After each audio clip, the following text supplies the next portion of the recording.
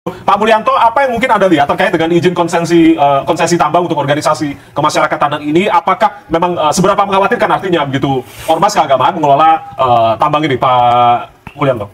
Begini Mas, pertama kali niat baik ya, niat baik pemerintah melakukan afirmasi action, kebijakan afirmatif untuk ya membantu mendukung organisasi masyarakat keagamaan yang sudah luar biasa ya, kontribusinya bagi pembangunan bangsa ini, itu adalah satu hal yang sangat kita apresiasi ya. Kita harus melakukan itu. Sudah dilakukan dari rejim ke rejim, namun mungkin masih membutuhkan ya, sehingga terus dibantu.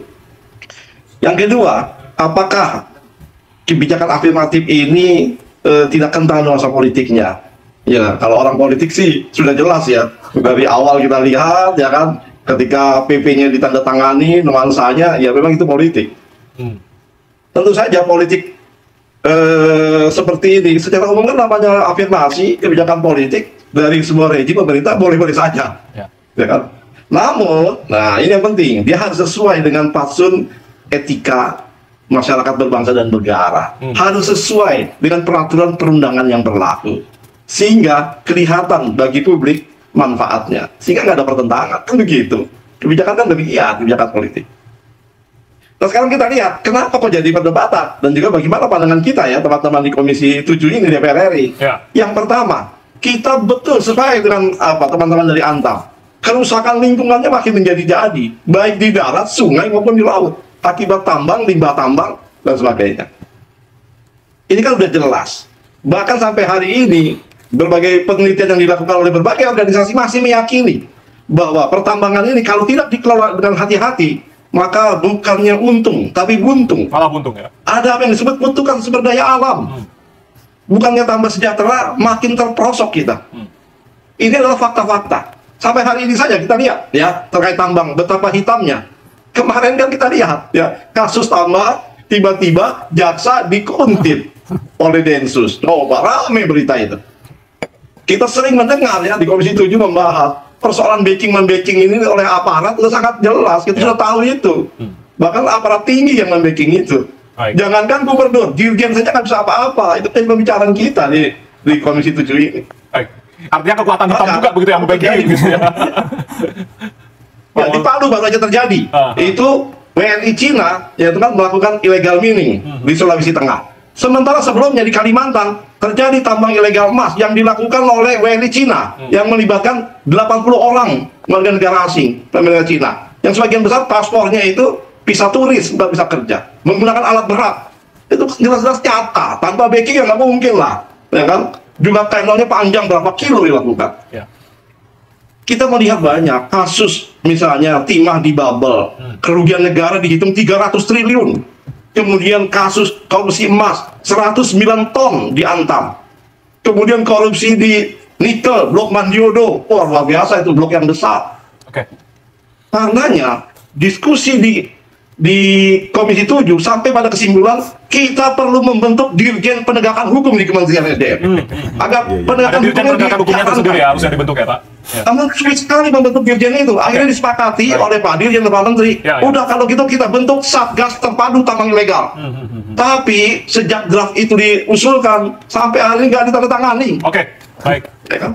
Pak Mul, itu artinya, jadi persoalannya adalah bahwa kacau balau semerawut. Nah, di tengah kondisi itu, afirmasi itu diturunkan, memberikan kebijakan pengusahaan tambang secara prioritas kepada badan usaha milik ormas. Jadi Ibu Menteri salah itu kalau katakan nggak ada di dalam teksnya ormas. Jelas-jelas ormas keagamaan di dalam BP itu. Nah, yang jadi permasalahan adalah dua kata paling tidak. Pengusahaan diberikan kepada badan usaha milik ormas. Yang kedua adalah prioritas. Itu tentangan langsung dengan undang-undang yang ada di atasnya. Karena prioritas XP2KB adalah kepada BUMN atau BUMD. Yang kedua, pengusahaan itu hanya diberikan kepada badan usaha. Nah, badan usahanya itu nggak ada ditambah embel-embel badan usaha ormas. Silakan. Kalau dari dulu ormas punya badan usaha, ikut saja tambah, nggak ada larangan untuk itu. Tapi ketika prioritas diberikan, dia menjadi melanggar. Nah, hal seperti ini Mas ya. Itu yang masih nanti khawatir ya, khawatir semakin semerawut kondisi yang ada. Oke, baik. Setelah itu ada sekitar 2000 IUP, izin usaha pertambangan, itu tidak digunakan. Ya kan? Belum yang digunakan amburadul. Ini carut marut sekali. Jadi dalam kondisi yang seperti ini beda ya lapaknya medannya dengan migas. Dari sisi kelembagaan, kalau kita komunitas migas ya, di hulu ada SKK migas, di hilir ada BPH migas, kebijakan secara umum ada di Dirjen Migas. Ya kan? Karena di Minerba di hulunya nggak ada kelembagaan yang mengatur dan mengawasi. Di hilirnya juga tidak ada. Semuanya diurus oleh Dirjen Minerba. Mau tahu apa yang terjadi dengan Dirjen Minerba? 2 orang mantan dirjennya semua menjadi tersangka dan 1 sudah diterdakwa. Ya kan? Sampai hari ini Dirjen Minerba kosong, nggak ada yang isi, PLT semua. Coba bayangkan suasana kebatinannya. Sementara Satgas tambang ilegal belum terbentuk. Jadi di tengah lapangan yang kotor ini semrawut, tiba-tiba masuk pemain baru. Waduh, kalau kami khawatir, mudaratnya jauh lebih banyak. Kalau saya punya visi ke depan, mineral dan batu bara ini yang sumber daya alam besar ini masih sangat potensial. Sudahlah dibentuk Kementerian Mineral dan Batu Bara. Pak Prabowo benar-benar bisa memikirkan ini. Untuk Kementerian Mineral dan Batu Bara, kita dengan baik. Kalau suasananya sudah bagus, sudah kondusif, barulah ya Ormas ikut mulai menapaki tangga, mulai dari yang kecil-kecil nanti bisa jadi yang besar, sehingga tangga profesionalitasnya bisa ditapaki dengan baik. Kalau sekarang, waduh, bukannya untung, buntung malah, bukannya jadi pembela masyarakat, bisa di demo masyarakat ormasnya. Itu respon dari Komisi 7. Ya, memang begitu. Jadi PP ini bertentangan dengan Undang-Undang Minerba, karena dalam Undang-Undang Minerba jelas XPKB 2B itu dikembalikan kepada negara, menjadi wilayah usaha pertambangan negara BUPN, ya kan? Setelah itu negara memberikan prioritas itu kepada BUMN atau BUMD. Kalau mereka ini tidak mau mengambil, barulah dilelang kepada badan usaha. Nah itu. Jadi yang ada cuma itu, nggak ada itu prioritas khusus kepada badan usaha milik ormas keagamaan. Itu terminologi baru. Jadi artinya harus direvisi dulu undang-undang minerbanya atau seperti apa? Artinya Pak Mulyono? Ya, apalah. Undang-undang ada di atas, Mas. Ini tafsirnya nyerempet-nyerempet bahaya. Kadang-kadang ada banyak PP yang suka begitu. Kalau nggak diluruskan masyarakat, ya tetap aja begitu. Nah, saya punya usul sebenarnya. Niat baik ini sebenarnya bisa dilakukan kalau ya tidak mengambil upaya-upaya kebijakan afirmatif yang nyerempet-nyerempet bahaya, nyerempet-nyerempet dengan peraturan yang ada di atasnya. Misalnya memberikan CSR dari pertambangan atau dari usaha lain, atau yang kedua memberikan partisipasi interest. Selama ini partisipasi interest dari usaha migas, usaha pertambangan kepada daerah sampai 10% dari saham itu. Ini bisa diberikan kepada badan usaha ke ormas keagamaan.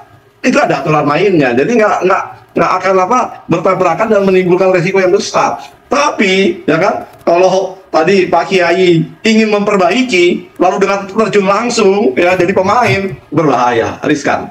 Kita wajib memperbaiki kondisi ini yang carut marut ini. Secara apa? Yang pertama secara struktural. Kita tata kelembagaannya ini.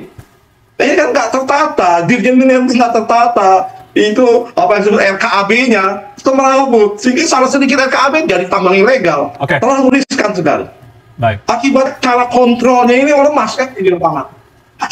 Luar biasa kerusakannya. Ini lapangannya juga luas di pedalaman, kontrolnya aja susah. Jadi luar biasa ini. Saya khawatir itu, ya. Bukannya untung, malah buntung.